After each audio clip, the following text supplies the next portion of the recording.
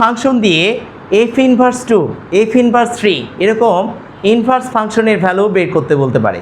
তাহলে এই টাইপের এমসিকিউগুলো যদি আসে তাহলে তুমি দেখা মাত্র কীভাবে সমাধান করবা সেটা দেখো। তাহলে আমরা যখনই ফাংশন এক্সের মান দিয়ে ইনভার্স কোনো একটার মান বের করতে বলবে তখন কি করবা, ফাংশন এক্সের যে ভ্যালুটা আছে সেটা সমান সমান ইনভার্স যে ভ্যালুটা চাচ্ছ সেটার মান বসায় দিবা, দিয়ে এক্সের মান যত আসবে সমাধান করে এই ফাংশনের মান কি তত হয়ে যাবে। তাহলে তুমি যদি এক্স বাই এক্স মাইনাস 2 সমান সমান কী ধরে নাও 2, তাহলে পরের লাইনে কী আসবে, আর গুণন করলে এটা নিচে 1 আছে, তাহলে কী হবে 2x মাইনাস 2 আর 2 গুণ করলে কত 4 সমান সমান কি x, বা 2x minus x is equal to কত হবে 4। সুতরাং x ইকাল টু কত 4, তাহলে তোমার অ্যান্সার কত হবে 4।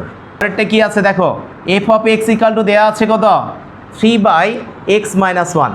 তোমাকে এখন ভ্যালু বের করতে বলছে এফ ইনভার্স কার, এফ ইনভার্স 3 এর।